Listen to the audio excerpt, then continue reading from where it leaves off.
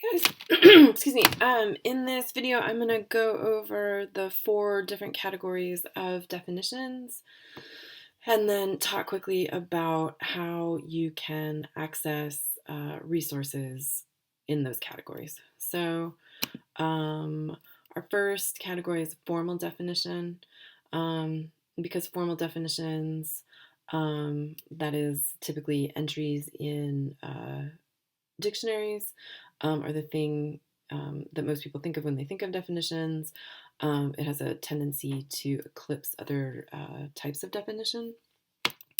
Um, Regardless, all formal definitions break down into this formula. So the species, the term being defined, equals the genus or the class or category to which the species belongs, plus a differentia, distinguishing characteristics that differentiate the species from other species in the same genus. So here's an Apple Dictionary definition of sustainability that follows the formula or equation in Burnett's text.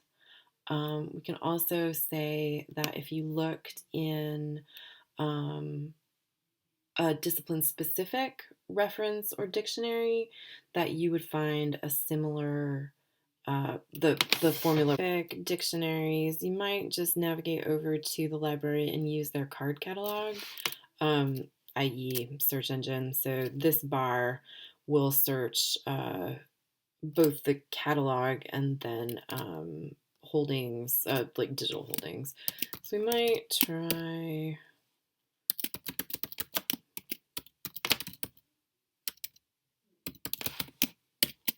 and then see what we get. And so the Polymer Science Dictionary, which is also available online, will give you formal definitions according to the equation that Burnett lays out, but for a different audience than the sort of general dictionary that you would find like in your Mac or like a Merriam-Webster online. Okay, so moving on. Informal definitions. On page 527, Burnett includes this useful chart. Among the different types of informal definitions, so synonym, antonym, negative, illustration, analogy, etc., we might consider this Venn diagram that is a pretty popular representation of sustainability as a kind of informal definition. It's both illustrative and then it's also a kind of allegory insofar as, or analogy, excuse me, insofar as the concept of sustainability, right, which is linguistic and within like human institutions likens itself to ecosystems through this illustration, right? So this is an informal definition because it's an illustration and also a kind of analogy. Moving on to operational definitions. So Burnett's going to tell us that an operational definition identifies the key steps that make up a process, that the situations lend themselves to operational definitions require answers to questions such as, how does it work? How can I measure it? How can I determine if its function is successful? And finally, an operational definition summarizes or outlines the primary steps involved in the function, usually in chronological order. So a good place to go for operational definitions, if you're looking for them, are websites like epa.gov. So if you navigate over to these big websites, if you wind up at the home page, one thing that you might want to do is just search for definitions, and then you can narrow your search from there. Okay, finally, our last category is the expanded definition. So expanded definitions are going to include some of the features of the other definitions that we've seen. And in addition to those features, You're going to get an etymology, so the linguistic origin of the term, history of the term's usage, and then sets of examples. And so the most famous of all these dictionaries is the Oxford English, which you can access through, the Georgia Tech Library. So give me one second. You might want to start by logging in.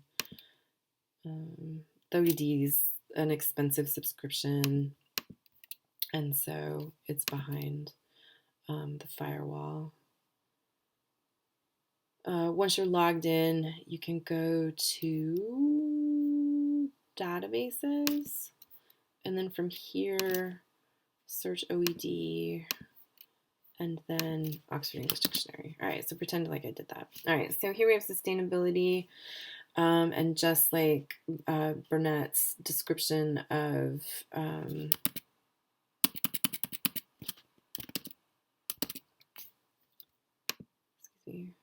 expanded definitions suggests.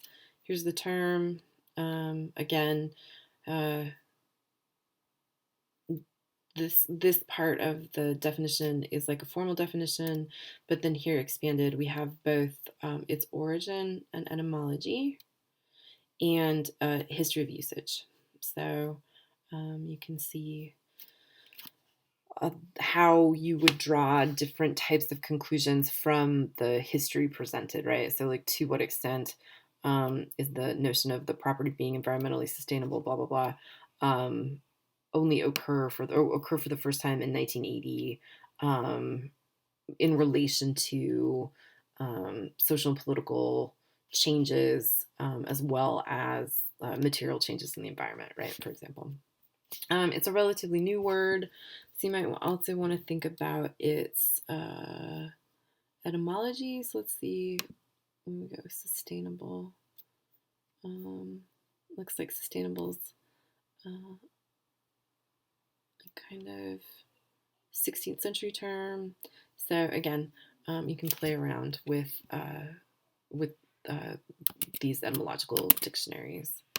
Last note, consider these questions when constructing your own definition. So this is on page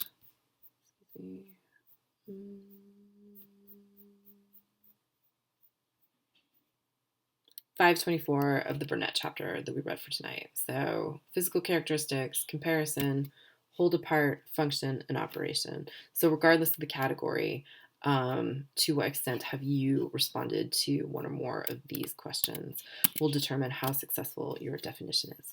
All right, thanks so much.